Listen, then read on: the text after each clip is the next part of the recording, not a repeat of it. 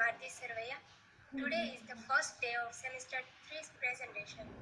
In this presentation, I am going to deal with this topic, Karna, the voice of subaltern. This is my personal information. Points to ponder. First, about Karna, who is Karna, and then second is about subaltern theory. Third one is Karna, the voice of subaltern, conclusion, and then references. About Karna. This literate made a wonderful human being into a such nasty and ugly character in Mahabharata. Karna is a main character of Mahabharata. He was a great human being and showed his greatness in different situations. But because of this bitterness, in many ways it was he who turns everything wrong. He was resentful because he did not know whose child he was. But the people who brought him up did so with utmost love. His foster parents is Radha and Atirth, who love him most. And because of his competence and will of fate, he became Angraj, the king of Anga. He got many things and was given a position and place in the palace. In many ways, he was a sidekick of King Duryodhan. Duryodhan, who always takes advice from him. About subaltern theory. Subaltern theory is a British word. A word subaltern is a British word that combines that Latin meaning for under, for the word sub, and the other means for the alter. And to describe this subaltern means someone of a lower class military rank. A servant or a peasant was referred to as a subaltern in medieval England. Lower ranking troops or a foot soldier were called subalterns in 17th and 18th century England. A person who works in a lower or subordinate position is known as a subaltern. Antonio Gramsci coined the term in his article Notes on Italian History, which appeared in a prison notebook. The subaltern, he explained, is the oppressed underclass in a society where ruling authority wields hegemony.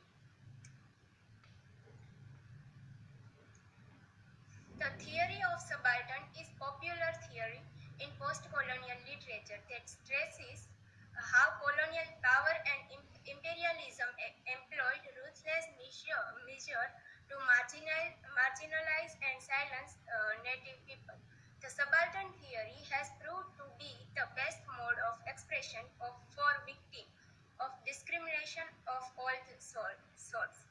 Subaltern studies is a relatively new subcategory of post-colonial theory. Gayatri Spivak refers to the woman, black people, colonized people, and the working class as a subaltern. Her use of the term subaltern was influenced by the Italian academic Antonio Gramsci. Gramsci frequently allude to a submissive position in aspect of class, gender, race, and culture. Spivak's article, Can the Subaltern Speak? Focuses on how the subaltern woman is portrayed as a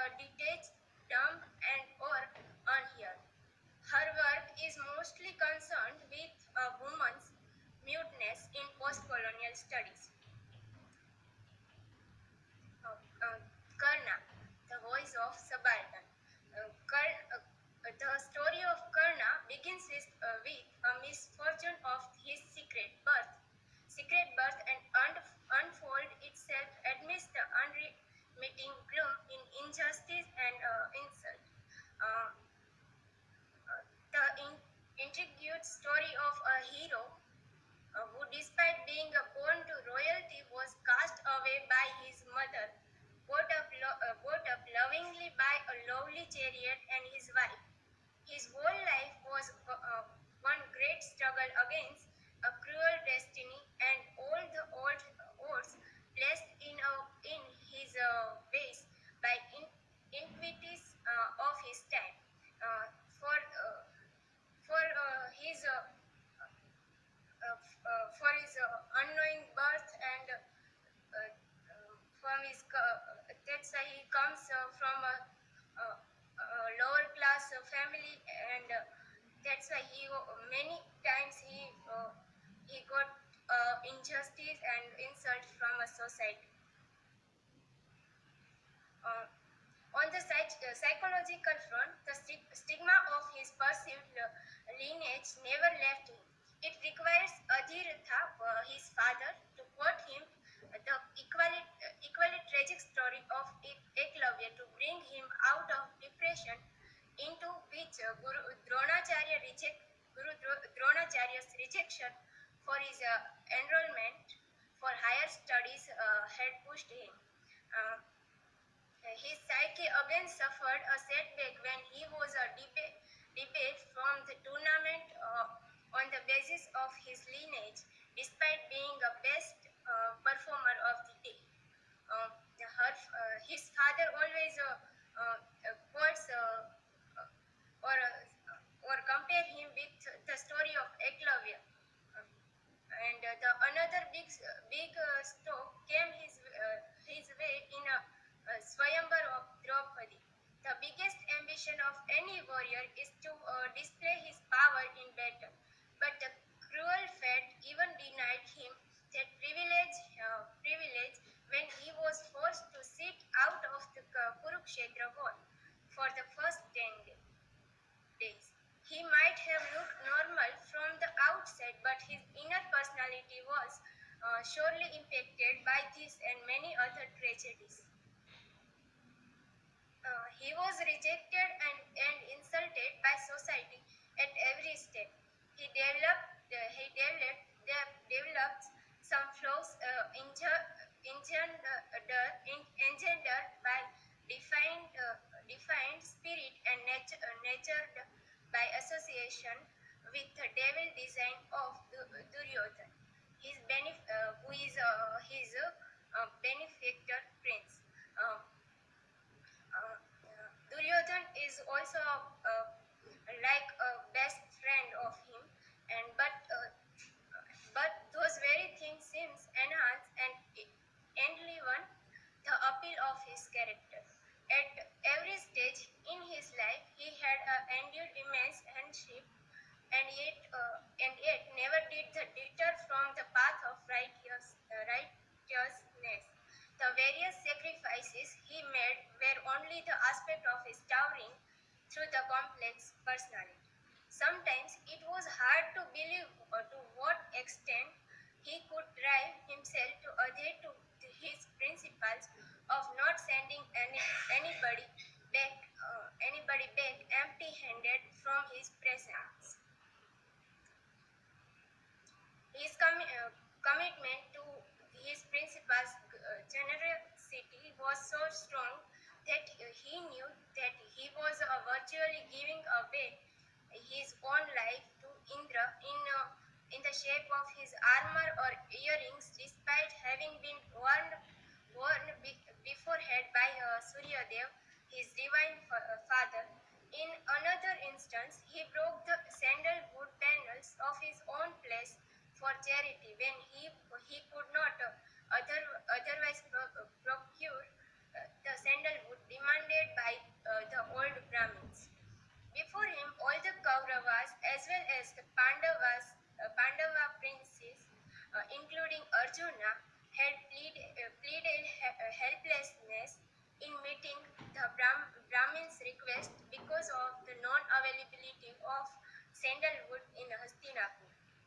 The commitment to his principal was so deeply embedded in his psyche that he could not breach the same even in the stick of battle in his gross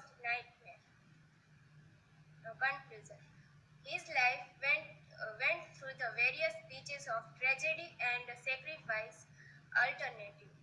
Alternative.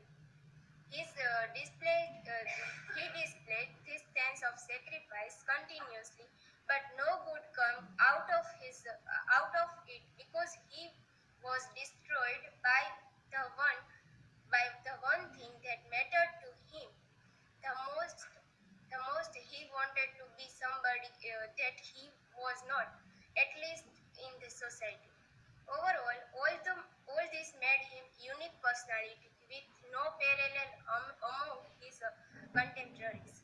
Therefore, Karna can be considered undoubtedly as the unsung hero of the Mahabharata. These are my references. Thank you. Now you can have questions and you can ask me.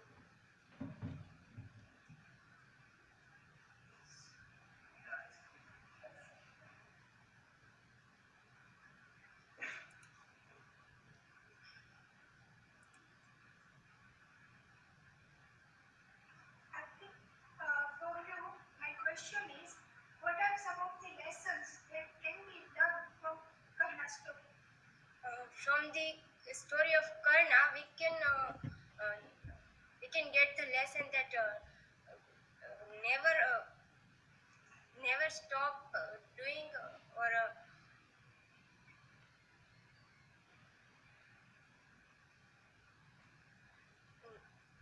don't stop your goal and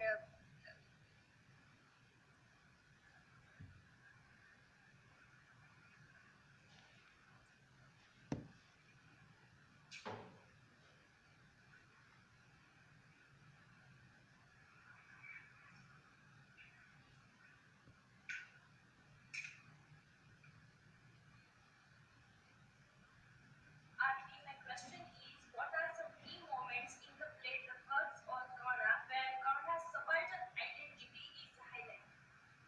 uh, in the play Curse of the Karna, there we can find that many ways Karna was excluded or insulted by the other characters like Arjuna and other. And in the Swayamvar of Draupadi, there also the Karna was insulted and rejected from the